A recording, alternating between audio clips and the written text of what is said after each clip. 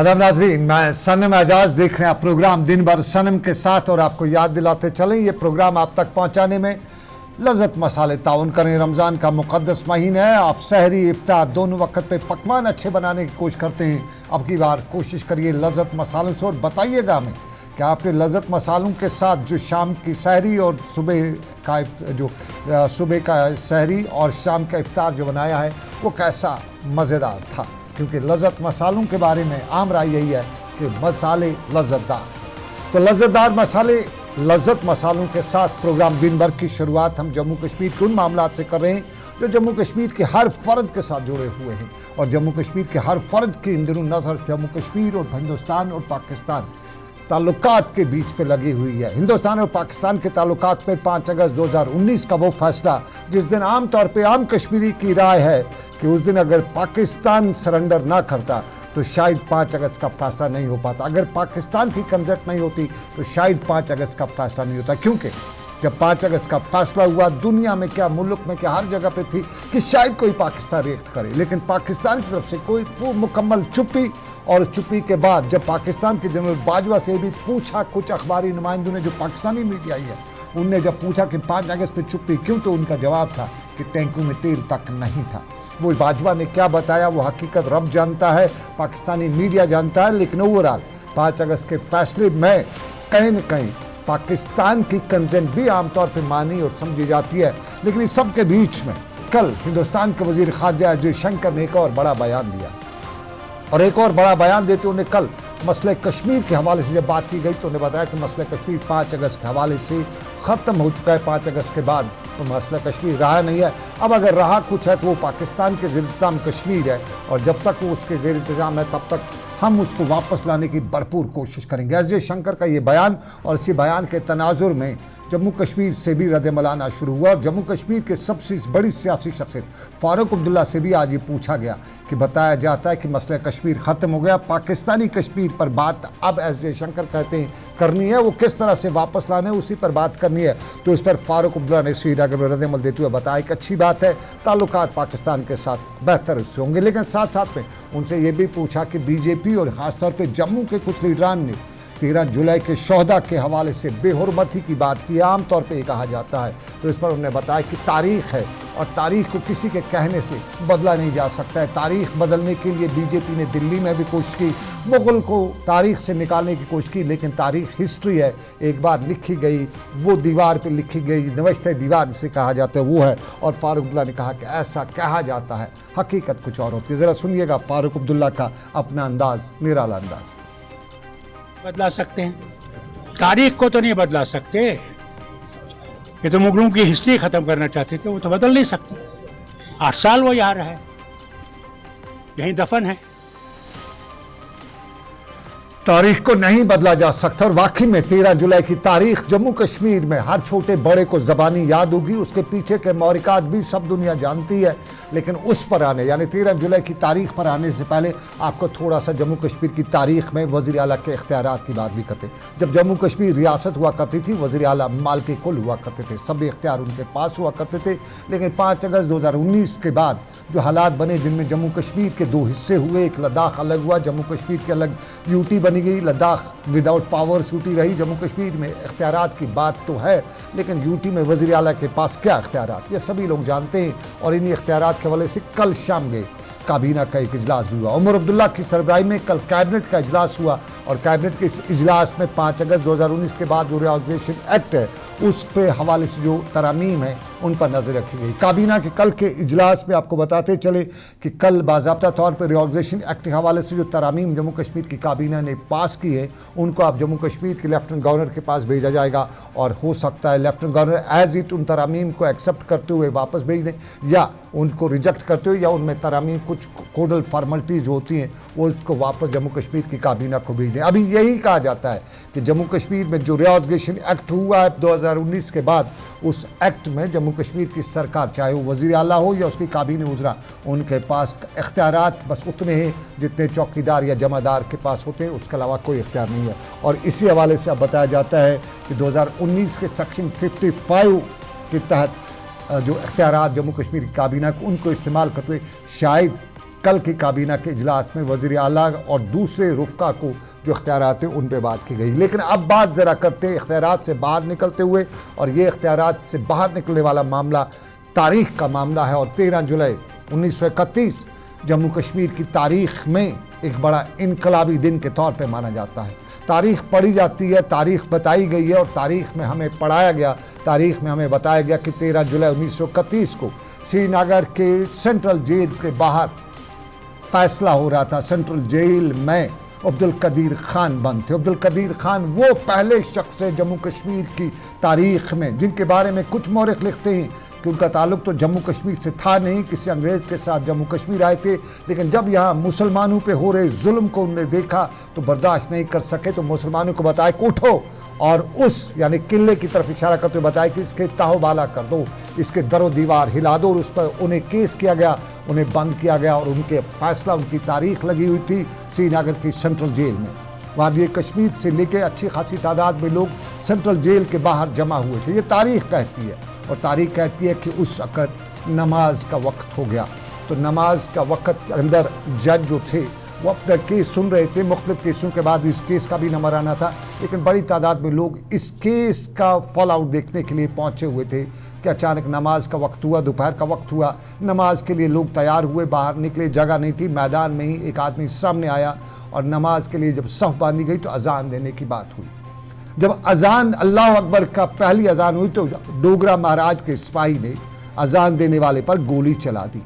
गोली खाते ही वो शख्स गिर गया, और सफ़ में से एक और शख्स आगे बढ़ा तो उसने अल्लाह अकबर का दूसरी सदा बुलंद की, और यूँ अल्लाह अकबर हाय अलस्सलाह हाय अल फलाह कहते कहते 21 अफराद की जानों का नजराना दिया गया। ये तारीख़ कहती है, और तारीख़ कहती है कि 21 अफराद दुनिया की तारीख़ में पहली वो नमाज है, वो अजान है जिन्होंने अपनी जान की कुर्बानी देकर इस अजान को मुकम्मल किया। आखिर में जब अजान मुकम्मल हुई हाय अल फलाह से लेकर हाय अल सलाह, और फिर अल्लाह अकबर ला इलाहा इल्लल्लाह का जब आखिरी कलमा पढ़ा गया, तो तब तक 21 अफराद लगातार बग़ैर टूटे नमाज अजान के लिए आगे बढ़ रहे थे। इधर गोली चल रही थी, इधर अल्लाह अकबर हो रहा था, और उस दिन को लेके आज तक याद किया जाता है। आमतौर पर मुसलमान उस दिन को यौम शोहदा के तौर पे मानते हैं, और उस दिन के बाज़ाब्ता तौर पे पजराई भी सरकारी तौर पे हुआ करती थी। माजी का मालूम नहीं, लेकिन जब से हम बालिग हुए हैं हमने यही देखा है कि श्रीनगर के मज़ारी शोहदा पर बाज़ाब्ता तौर पे गैर सरकारी और गैर सरकारी सतह पे तकारीब भी हुआ करती थी। 2014 के बाद जब जम्मू कश्मीर में PDP और भाजपा इक़्तिदार में बरसर इक़्तिदार थी, तो PDP के अहदेदार, PDP के वज़ीर आला और BJP के अहदेदार भी मज़ार शोहदा जाते थे, वहाँ पे शहीदों को खिराज अकीदत अदा करते थे, और उस दिन को सरकारी तौर पे छुट्टी के तौर पे भी लिया जाता था। लेकिन इसी दिन को 2019 के बाद छुट्टी भी कैंसिल की गई, और कुछ हलकों की तरफ से आवाज़ें उठने लगी कि नहीं, डोगरा महाराज जो थे वो बड़े आदमी थे, उनके खिलाफ जिनने बगावत की वो गद्दार थे। और यही गद्दारी का लफ्ज़ कल जम्मू कश्मीर की असम्बली में भी उठा, और जम्मू कश्मीर असम्बली में BJP के सीनियर लीडर सुनील शर्मा ने 13 जुलाई 1931 के शोहदा को गद्दारों की फहरिस्त में करार दिया, और इस पर जम्मू कश्मीर की अक्सर सियासी जमातें सिकपा भी हुई, और कश्मीर में आज बाज़ाब्ता तौर पे PDP लीडरशिप ने एक एहतजाजी जुलूस भी निकाला। इल्तिजा मुफ्ती PDP लीडर की क़यादत में श्रीनगर के मैं आज ये एहतजाजी जुलूस जब निकला, तो इसमें सीधी सी बात की गई कि जो हमारे गद्दार शहीदों को गद्दार कहेगा उनके खिलाफ सख्त कार्रवाई होनी चाहिए। और बाज़ाब्ता तौर पे PDP लीडरशिप ने आज BJP लीडरान से और ख़ास तौर पे सुनील शर्मा से माफ़ी मांगने की बात की, और श्रीनगर में आज जुलूस भी निकाला। इल्तिजा मुफ्ती क्या कह रही थी आज के दिन पे, क्योंकि इस मामले को लेके BJP ने जम्मू में भी, माफ़ कीजिएगा BJP भी ना सही, लेकिन जम्मू में भी एक छोटे से ग्रुप ने एहतजाज किया है और PDP के खिलाफ नारेबाजी की है। पहले बस सुनिएगा इल्तिजा मुफ्ती कल का दिन, कल का बयान और आज के दिन पर क्या बता रही है। हमारे जो शहीद बुजुर्ग थे जिनने 70 साल पहले अपनी जान की कुर्बानी दी ताकि यहाँ तानाशाही का राज खत्म हो, यहाँ पे जो ऑटोक्रेटिक रूल था वो खत्म हो, ऑपरेसिव रूल था जो यहाँ जुल्म सितम कश्मीर के हर एक तबके पे था, पूरे जम्मू कश्मीर में, हमारे उन शहीदों पे कोई भी तौहीन हम नहीं एक्सेप्ट करेंगे। इनकी कुर्बानियों की वजह से ही यहाँ पे एक मूवमेंट स्टार्ट हुआ It galvanized a political movement. It galvanized a political consciousness amongst the people of Jammu and Kashmir. अगर इन लोगों ने वो कुर्बानी नहीं दी होती तो यहाँ जमहूरी निजाम कभी नहीं आता।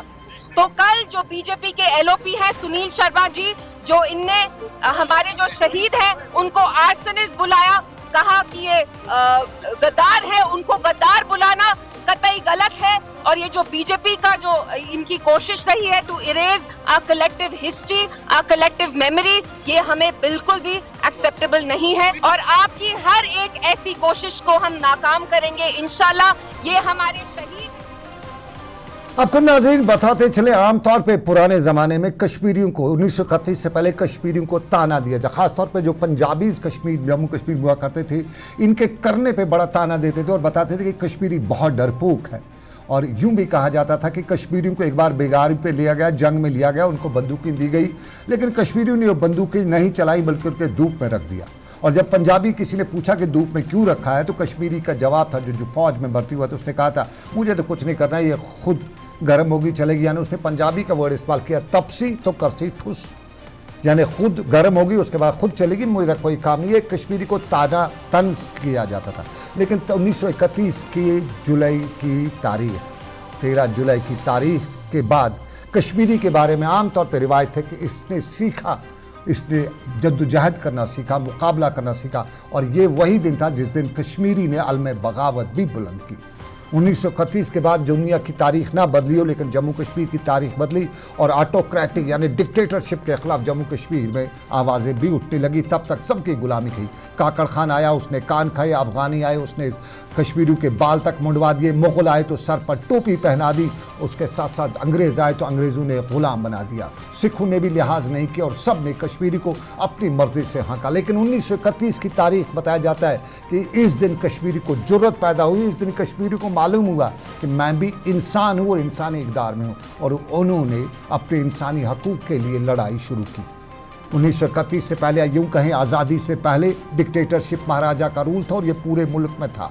अलग अलग राजवाड़े बनी हुई थी। जम्मू कश्मीर भी रियासत एक मुल्क हुआ करता था, यहाँ पे भी राजा था और आखिरी राजा महाराजा हरि सिंह के बारे में अगर जो जम्मू का एक तबका जो महाराजा हरि सिंह को मानता है, छोटा सा तबका, वो ये मानता है कि वो हमारे बड़े थे, मुर्शिद थे, उनके थे।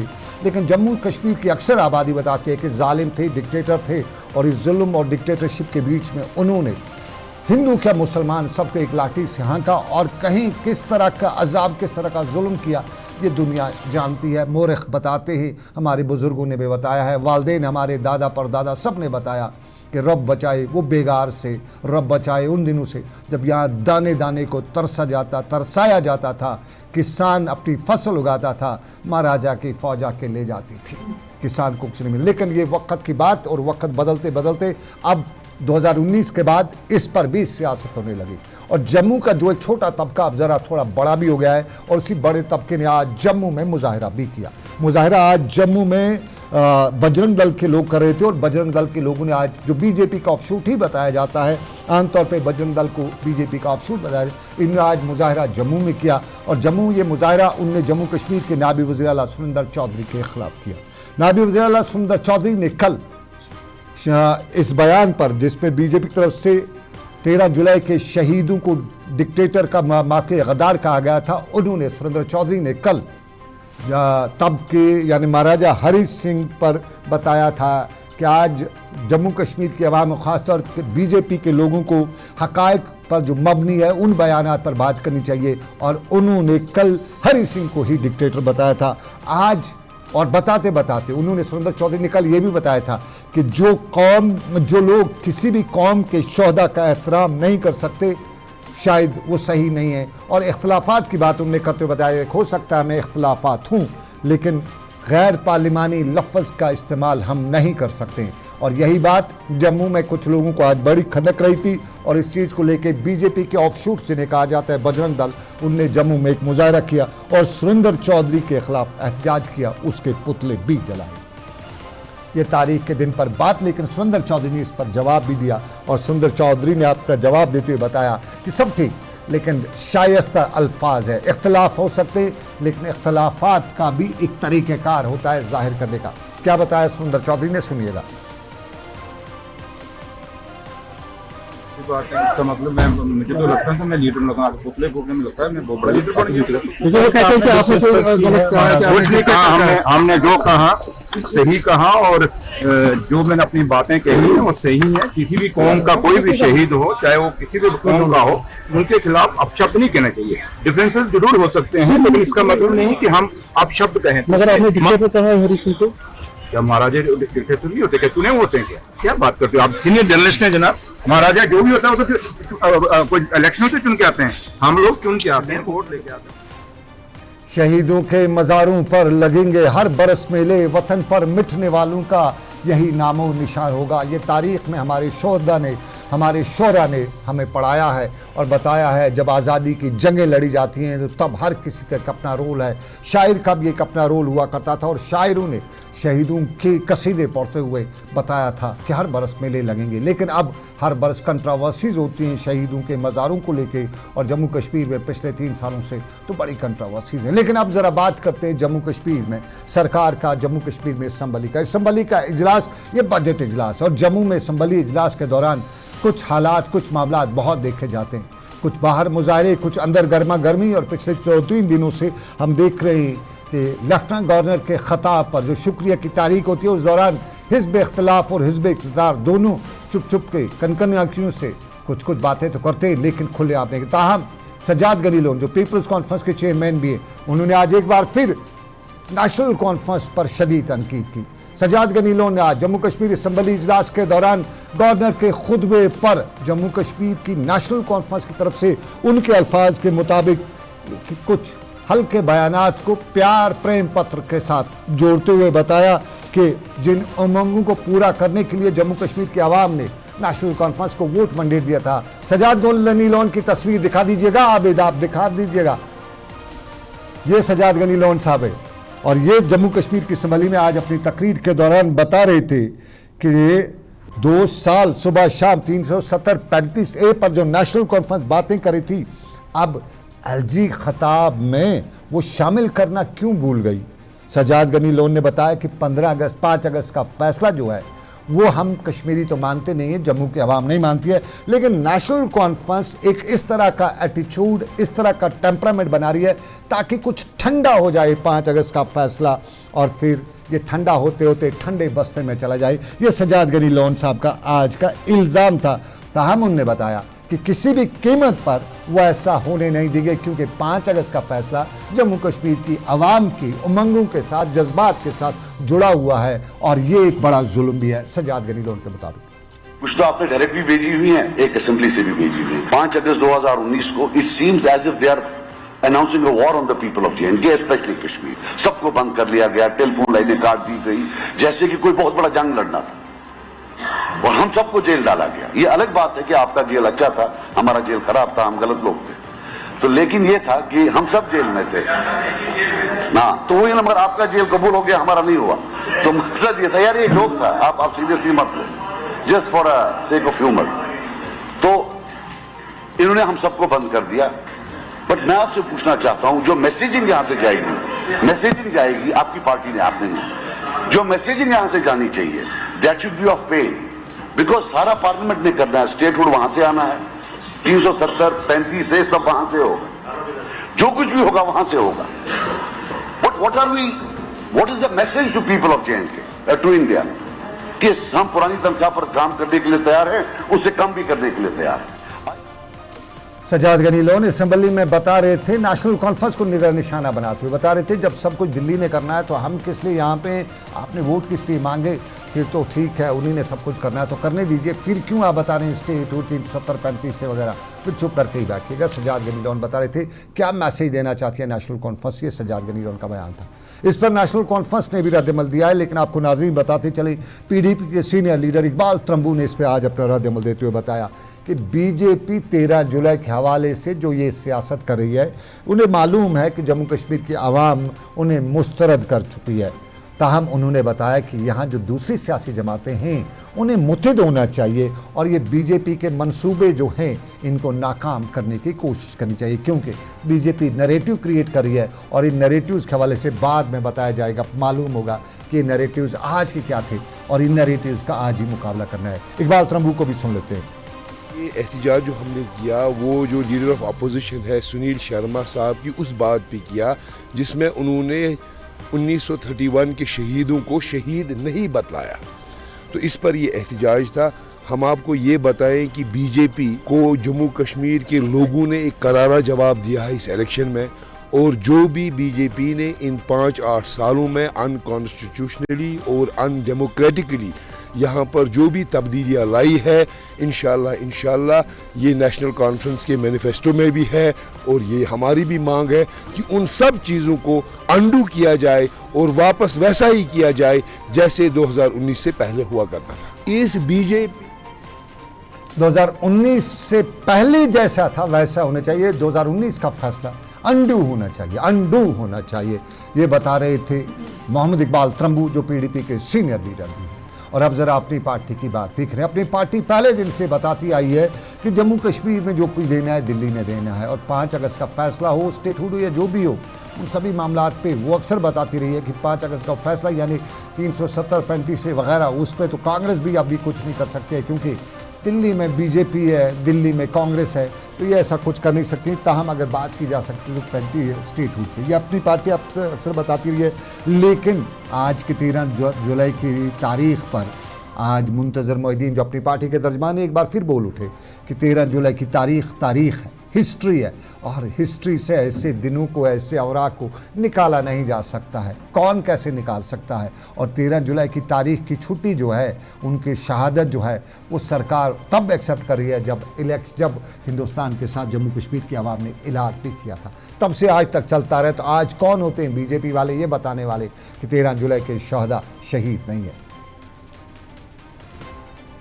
पार्टी उनके बताए हुए जो भी उन्होंने रिमार्क्स पास किए उनकी मुकम्मल तौर मजम्मत करती है और उनकी तरदीद करती है, क्योंकि जम्मू एंड कश्मीर अपनी पार्टी 2021 से 13 जुलाई 1931 के शोहदा का जो दिन है, मुकद्दस दिन है, उसके लिए मनसूख शुदा छुट्टी का मुतालबा करती आई है कि उस छुट्टी को बहाल कर लिया जाए।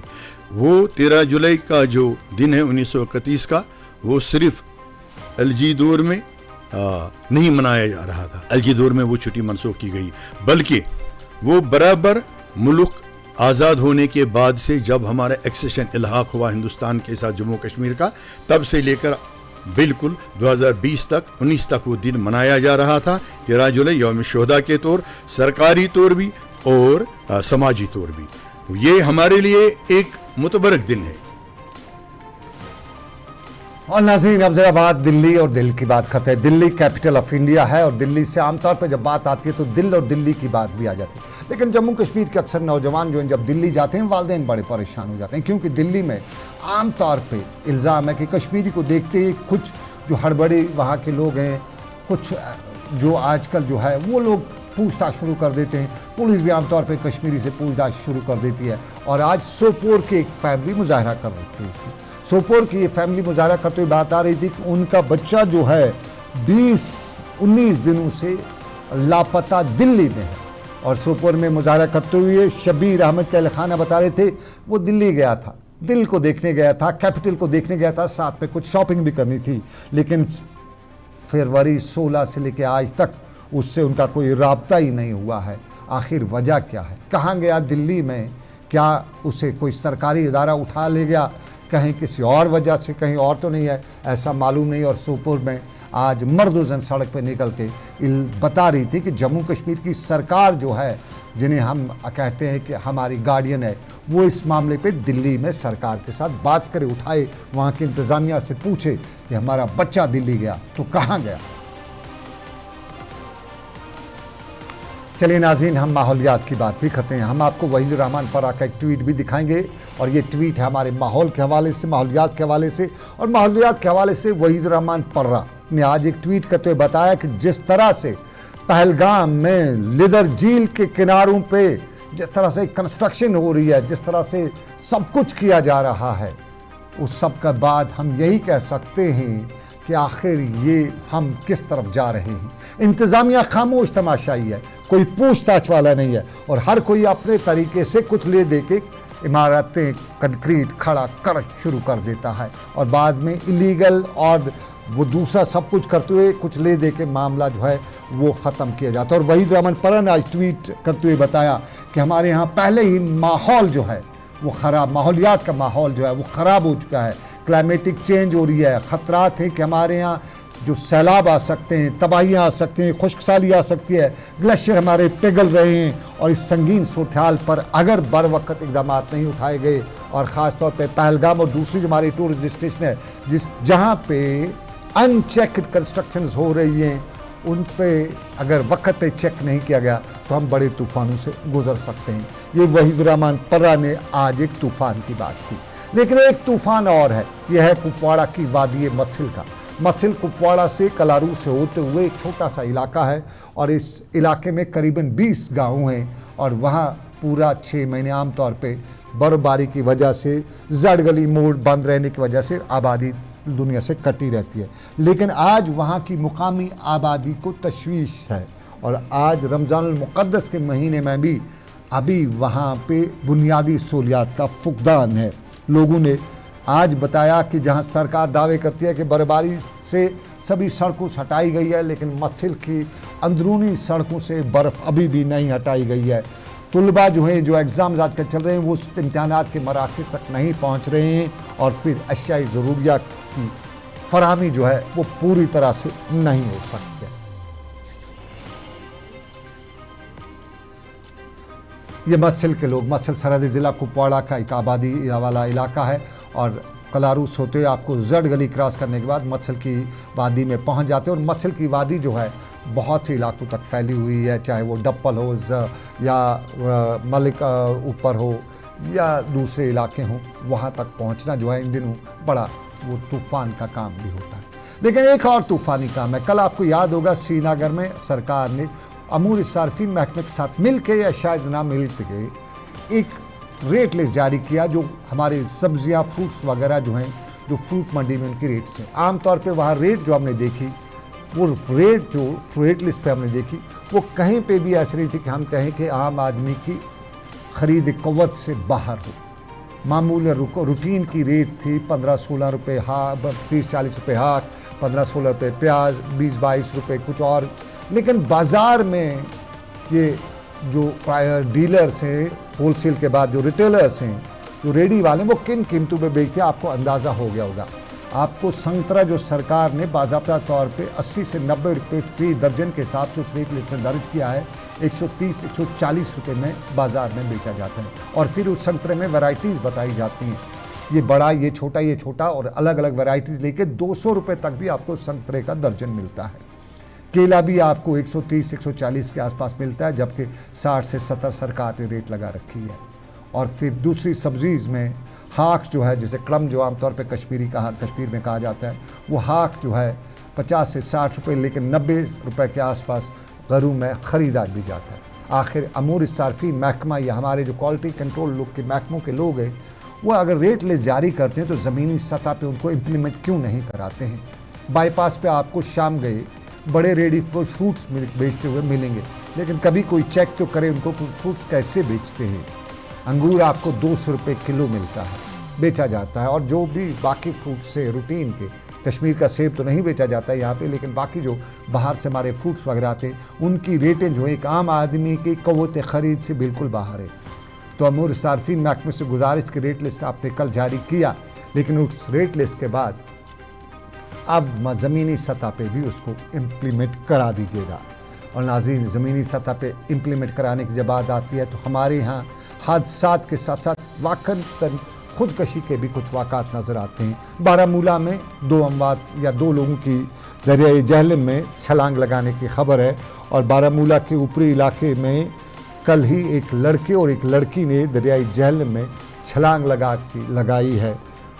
पुलिस, SDRF और दूसरी टीमें जाए मौके पर हैं और उनकी जो डेड बॉडी जो है वो निकाल लेने की कोशिशें की जा रही हैं या ज़िंदा हैं, किस हालत में इसका अंदाज़ा तो नहीं किया जा सकता, क्योंकि वहाँ पे दरियाई जहलम की रफ्तार बहुत तेज़ है। और अक्सर अगर बताया जाता है कि वहाँ अगर दरियाई जहलम में कोई चीज़ चली जाए तो फिर उसको यहाँ से हासिल करना बड़ा मुश्किल होता है, वो LOC क्रॉस कर जाती है। अब हकीकतन क्या हुआ है रब जाने, शायद ज़िंदगी और मौत ऊपर वाले के हाथ में, कभी कभी मुआवजे भी हो जाते हैं, लेकिन उन्हीं सब के बीच में इन हादसात, इन खुदकशी की वजूहत क्या हैं, अभी कुछ कहा नहीं जा सकता। बाकी में ये खुदकशी थी या हादसा था, अभी ये भी मालूम नहीं हो सका है।